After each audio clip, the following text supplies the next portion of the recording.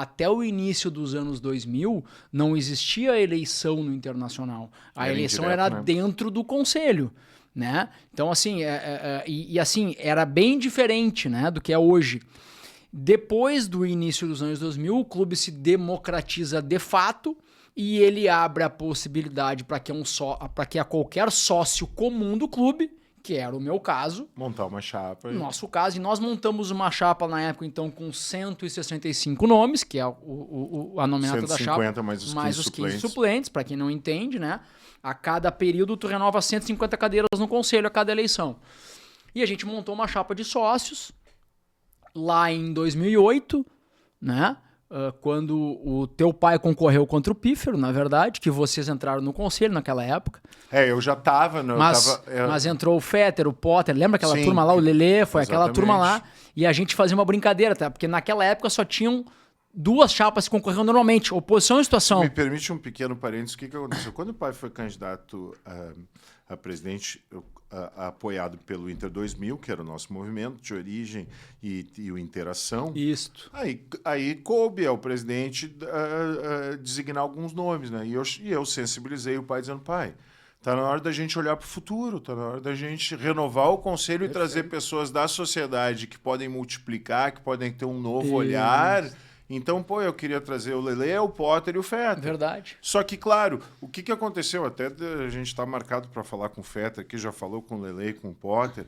A comunicação, que sempre foi a vida, principalmente do Fetter e do próprio Potter, de certa forma, constrangia eles a ter um outro posicionamento político, que Perfeito. É normal, porque ainda mais agora com a cultura do cancelamento, assim. Então, foi um esforço que eu fiz pensando, mas assim, não adianta, tu tem que ter uma espécie de vocação para estar lá dentro, para suportar todo aquele debate, tudo mais, tu sabe bem, né?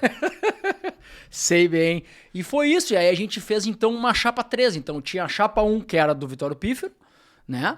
A chapa 2, que era de vocês, o Cláudio Bier, e tinha a chapa 3, que ficou denominada na época a gurizada da internet.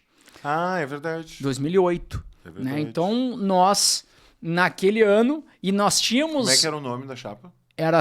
Era Internet PV. E o nosso slogan era Sim, Nós Podemos, que a gente pegou da época do Barack Obama, que concorreu à presidência dos Estados Unidos, que era Yes, We Can.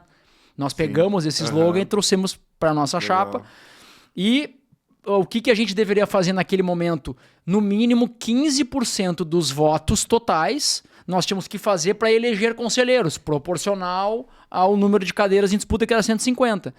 E nós superamos a cláusula de barreira por 24 votos, cara. Foi uma eleição histórica. A gente fez literalmente história no Inter e entramos. Naquela época as pessoas não entendiam a dimensão da internet. Né? Não. Tanto que nós quebramos uma barreira. Tanto que eu escrevo na Constituição, e sou o primeiro cara no planeta a escrever numa Constituição que a internet tem que ser um direito das pessoas, e fui ridicularizado por isso, porque as pessoas não entendiam a magnitude. É verdade. E o poder e a capacidade democrática que a internet podia trazer, né? Perfeito. Vocês foram um belo case nisso. Nós fizemos história, nós elegemos 23 conselheiros naquele momento. Então, assim, a gente quebrou uma barreira gigante dentro do clube. E em termos de democracia. Tu, Andréas. Isso, e aí veio eu, o Andréas, tinha o Manu, tinha a Diana. Tinha, aí sabe o que nós brincava na época? Hoje eu vou te confidenciar aqui 15 anos depois, mano. Que vocês eram uma turma da Atlântida Nutella, tu, Potter, Fetter, e nós era raiz. O Alemão Vitor Hugo era nossa chava também da Ipanema na época. Então nós é raiz, é o Alemão Vitor Hugo, que esses caras aí de Atlântida não quero saber. Nós brincava com isso até hoje. E o Alemão se elegeu também, então nós colocamos 23 conselheiros, o Malê, cara, o Gonça, o Nelson Barão, cara, tem muita gente que a gente colocou e começamos ali então a entender o mundo político do clube, né? Isso pra mim foi muito importante. A gente quebrou uma barreira muito forte, mano, porque a gente quebrou um ciclo de situação e oposição. E nós começamos como independentes, porque nós não sabíamos como o jogo era pra ser jogado. Nós não conhecíamos um movimento legítimo do torcedor pra criar um espaço, né? E conseguimos, né? E aí começamos a crescer, daí depois começamos a fazer algumas alianças políticas, né? Fizemos uma aliança de 3 movimentos depois em 2010, que virou Convergência Colorada, que era o Internet BV, o Inter 2000 e o Interação. Isso. E isso depois virou um movimento político, né? Eu acabei saindo antes por algumas questões que na época lá a gente acabou se desentendendo, mas vida que seguiu, segui meu rumo dentro do conselho, fiquei alguns anos independente, outros como apoiei, por exemplo, o Giovanni Luiz, né? Sou um daqueles 166 que não deixamos entrar a eleição pro pátio, e graças a Deus o tempo provou que a gente estava certo naquele momento. Apedrejados naquele momento. Isso aí. E graças a Deus a gente provou, o tempo nos inocentou, vamos assim dizer, né? Então foram desafios... Ou prescreveu, né? Porque essa coisa de fazer carinho com quem estava certo no passado não vale. É da vida, né? Mas tá tudo certo. Mas apoiei o presidente Giovanni, nunca fiz parte de gestão nenhuma. Depois segui como oposição, fiquei independente, enfim. Mas nunca tinha feito parte de gestão alguma, né? Veio a eleição, então, de 2020, onde o presidente Barcelos era candidato. A gente acabou ganhando a eleição também num marco muito importante dentro da história do clube, porque se quebrou um ciclo de 20 anos de um movimento detentor do poder, né, dentro do clube. Passada a eleição, eu recebo um convite, acho que uns 30 dias depois, eu não vou me lembrar o período, mas foi entre 20 a 30 dias pós-pleito, né? Me surpreendi, te digo com toda humildade isso. Eu fui convidado, então, pelo João Patrício, pelo João Patrício, pelo presidente, pelo Conselho de Gestão como um todo. Fizemos uma entrevista com o João Patrício para essa segunda temporada também. Não sei se foi ao ar ou se vai ao ar. Depois eles vêm aí, mas faz parte. Falamos muito dessa história também, do vínculo do DNA dele, da história do pai dele. Foi muito legal. Louco, o João é um grande colorado. E aí eu acabei assumindo junto com o Becker, fomos convidados para ser diretores da categoria sub-20 do Internacional. Então eram 2 diretores na categoria, o Felipe Becker era um, o Becker com mais de 30 anos de história dentro do futebol, para quem não sabe, né? O Becker foi vice-futebol do Aimoré, foi presidente do Aimoré, o pai dele ele tem história muito forte com o Aimoré. E aí a gente foi convidado para assumir como diretores de categoria, e foi um grande desafio. Ficamos lá 3 anos, tivemos ótimos momentos, tivemos momentos muito complicados. Ganhamos uma copinha, né? A copinha foi em 2020, ainda foi no ano anterior, né? Antes da pandemia, num Grenal, inclusive. Aí, em 2020, a gente ganha a copinha. O Grenal do Alambrado. Em 2021, aí, quando a gente assume, a gente ganha o Campeonato Brasileiro, a gente ganha a Supercopa do Brasil, a gente é tetracampeão gaúcho e cai na semifinal da Copa do Brasil. E não conseguiu segurar o Fábio Matias ali?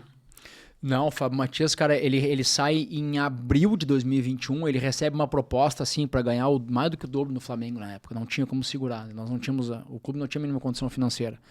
E o Fábio, graças a Deus, aí é um treinador que tá trilhando seu caminho, agora tá já em Série A, né, cara? É um cara que eu gosto muito, admiro e torço muito por ele, nos ajudou muito. E aí a gente começou ali nesse primeiro ano, foi um ano bem importante, a gente conseguiu levar o Inter Sub-20 à primeira disputa de uma Libertadores da América, em 2022, foi um marco histórico. Aí tivemos algumas dificuldades em 2022, ano passado mais algumas dificuldades também, eu não vou entrar em detalhes aqui, mas enfim, tivemos as nossas dificuldades e sempre soubemos os porquês, isso é muito importante dizer, né? Tu tem que saber porque tu ganha e saber porque tu perde. Né? E saber o porquê que tu tá formando, porquê que tu tá entregando ou porquê que tu não tá entregando. Isso a gente tem que saber.